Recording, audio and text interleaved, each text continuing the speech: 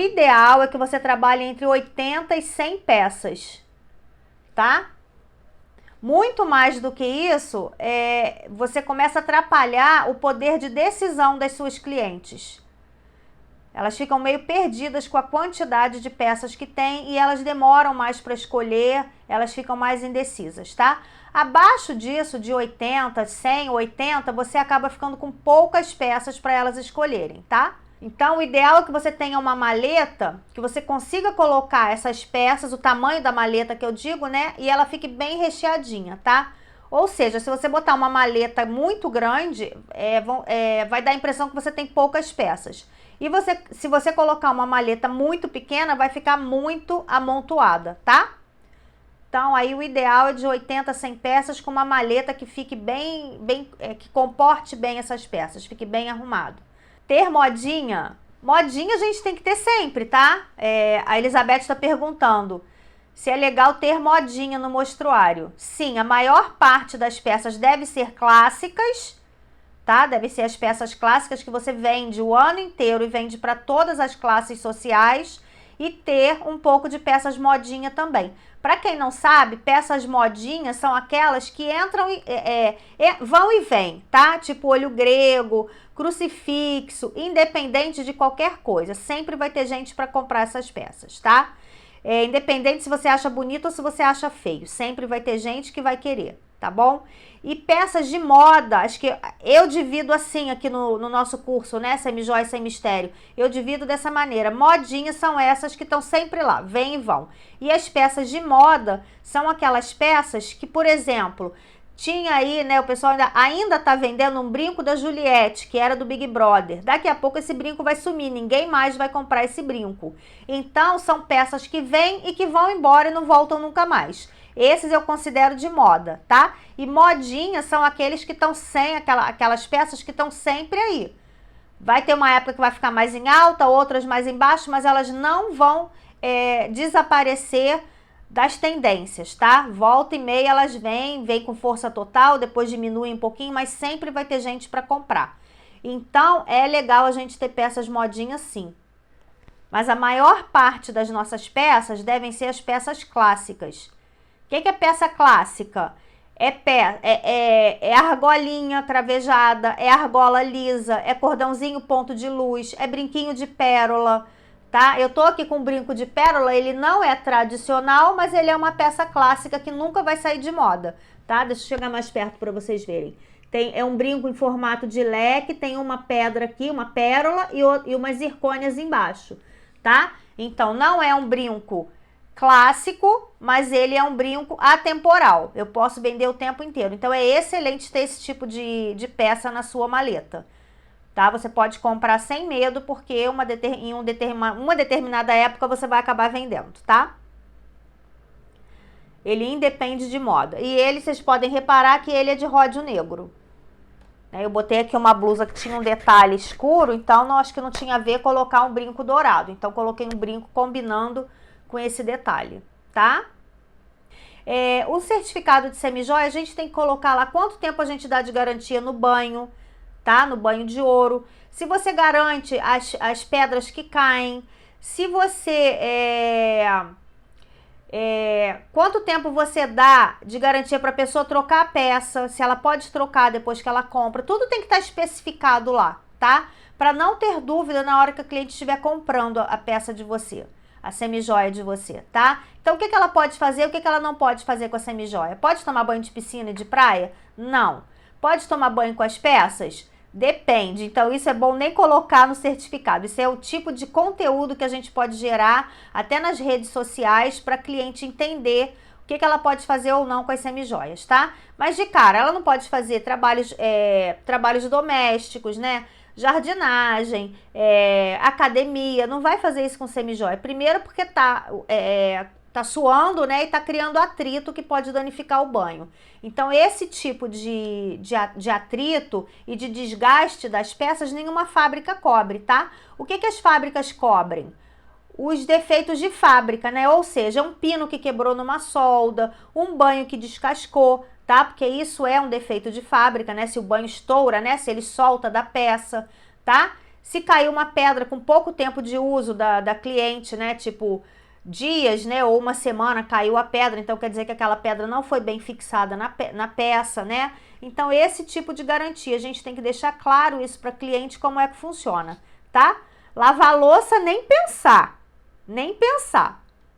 Serviço doméstico, né? A Elizabeth está perguntando. E lavar louça? Lavar louça não. Varrer, né? Você imagina, você vai ficar ali, a peça tem um banho aqui. Isso aqui não é feito de ouro, ela tem um banho. Então você vai ficar o tempo inteiro ali com atrito na vassoura, molha pano de chão com produto químico e tal. Não vai dar certo. Lavar louça, você passa a sua mão o tempo inteiro na superfície da pia, você tá arranhando, né, o tempo inteiro, tá? Nem é tanto por molhar, tá?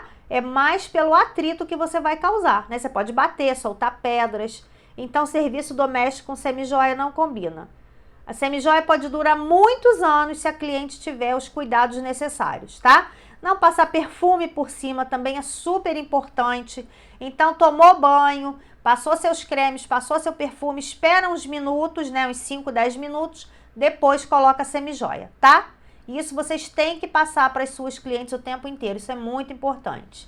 Porque senão a peça dá defeito, ela fez mau uso da peça e depois traz para você trocar. E aí você pode ter problema com seus fornecedores, enfim.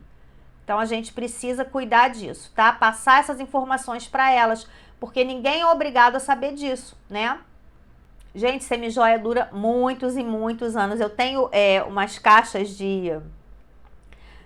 umas caixas de joia aqui guardadas, né, uns porta-joias, e aí eu tenho um brinco que eu guardei de propósito, que ele tem uns 20 anos.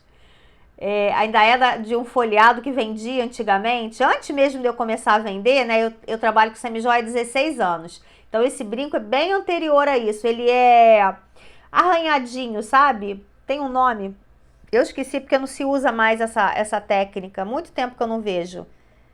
Escovado, é um banho escovado. Né? A peça é escovada e depois recebe um banho. Então, tem essa técnica lá e esse brinco, ó, mais de 20 anos, está lá perfeito. Só tá meio amassado, não uso por isso, mas demora muito. A cor, gente, essa cor que aparece nas semijoias é uma cor chamada cor final.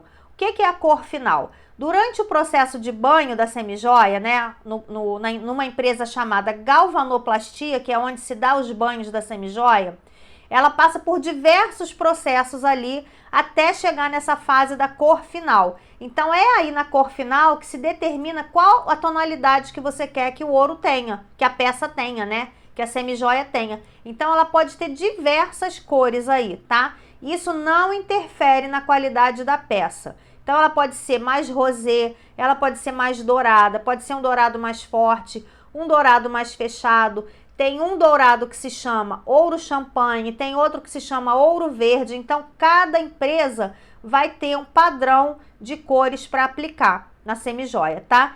Quem cuida disso, quem determina a cor desse banho é o fabricante da semijoia, né? É aquela pessoa, geralmente é a pessoa que faz o atacado, que compra em quantidades para vender no varejo. Os atacadistas são aquelas pessoas que compram em grande quantidade da peça bruta, vão lá e mandam dar o banho na galvânica, tá? Então são eles que decidem a cor que vai sair a semijoia, tá? E essa cor final não tem nada a ver com qualidade, tá? A qualidade, ela tem a ver com a milesimagem, quer dizer, quantos milésimos de ouro vai ser aplicado nessas peças, tá bom? Então, a cor pode ser qualquer uma. Quando a gente trabalha com vários fornecedores diferentes, pode acontecer de você ter tons diferentes de dourado, porque cada fornecedor escolheu um tom diferente para banhar as suas peças, tá? Mas nada tem a ver com a qualidade. Como podemos criar mais conteúdos para o Instagram? Neide, percebe só quantas perguntas a Elizabeth me fez. Todas essas perguntas são um conteúdo que eu posso fazer, porque a dúvida dela pode ser a dúvida de outras pessoas também, tá? Então, todo tipo de interação que você tiver com o seu público é um conteúdo que você pode fazer, tá? Mas para nós, revendedoras de semijoia, você também está nessa categoria, né? Porque você também revende uma marca, né? Ou a gente revende a nossa própria marca ou a gente revende uma outra marca. Então a gente é revendedora. Quem é a nossa cliente? A consumidora final, né? Quem vai pagar pelas nossas peças para o uso pessoal. Então, que tipo de conteúdo interessa para esse público? Como é que você conserva as semijoias? Como é que você guarda? Como é que você faz para limpar, né? Então você vai explicar para ela que ela pode sim lavar as peças dela com detergente da pia, lavar, secar bem e guardar. Por exemplo, foi fazer um passeio ao ar livre no verão, então ela suou, ela passou maquiagem, aquilo tudo agarrou, né? Suor, maquiagem, poeira, agarrou na semijoia. Então o que ela vai fazer? Ela vai chegar em casa, vai pegar a semijoia e vai botar no porta-joia? Não, ela vai lavar a semijoia com detergente, enxaguar bem, secar muito bem, até secar com um secador de cabelo, tá? E depois ela vai guardar. Porque se ela guardar a semijoia suja, ela vai entrar num processo de oxidação muito mais rápido do que se ela não fizer a higienização da peça, tá? Então esse é um conteúdo que você pode passar para cliente. Ela deve guardar tudo jogado no porta-joia? Não. Cada peça dentro de um saquinho plástico. E você, como lojista, pode oferecer esses saquinhos individuais para ela como brinde, tá? E ela guardar uma por uma dentro dos saquinhos para não ter atrito e as semijoias delas durarem mais, tá? Por exemplo, como ela pode combinar aqui, olha aqui, isso aqui que eu fiz é um conteúdo, uma blusa com detalhe em metal escuro e eu botei um brinco combinando. Então, que tipo de semijoia eu posso colocar combinando com essa blusa? Ó, botei também um anel no mesmo banho, no ródio negro do que o brinco, tá? Então, a gente pode fazer todo esse tipo de conteúdo que a consumidora final vai utilizar no dia a dia dela. Que tipo de semijoia ela pode dar de presente no Dia das Mães, né, para você aproveitar? Se ela é uma sogra e ela quer dar um agrado para a nora no Dia das Mães, então que tipo de semijoia ela pode dar? Anel não é legal de dar de presente, porque anel você não sabe a medida do dedo da pessoa, a não ser que você saiba, né? Então tem vários conteúdos que a consumidora final tem interesse de saber. Por mais irrelevantes que você possa achar, tá? Sempre vai ter gente interessada em ter a ideia pronta na cabeça para uma próxima vez que ela for consumir, ela entender como é que ela vai consumir, vai usar, enfim, vai utilizar a semijoia, tá bom? A Neide tá me perguntando se eu conheço algum livro que contenha bastante conteúdo. Não conheço. Por quê? O conteúdo, né? Você tá falando de marketing digital ou de semijoia, Neide?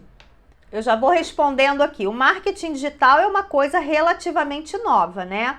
E ele muda o tempo inteiro. Sempre vem ferramentas novas, estratégias novas para você aplicar. Eu vou responder então. Para você aplicar, né? Então, eu acho que não justifica você ter um material impresso para isso, porque você vai ter que ficar reeditando esse material o tempo inteiro, né? Então, o marketing digital, o ideal é você seguir algumas pessoas que sejam, que você considerem bons mentores para você, tá? E seguir uns 2, mais ou menos. Não adianta você seguir muitos, senão você se perde no ritmo de conteúdo de cada um, tá? Na didática que eles passam o conteúdo para você. Então, o ideal é você seguir 1 ou 2 de marketing digital e seguir 1 ou 2 de semijoias, tá? Então, você consegue essa atualização constante dos conteúdos. Hoje em dia, a gente tem o YouTube que tá aí com tudo.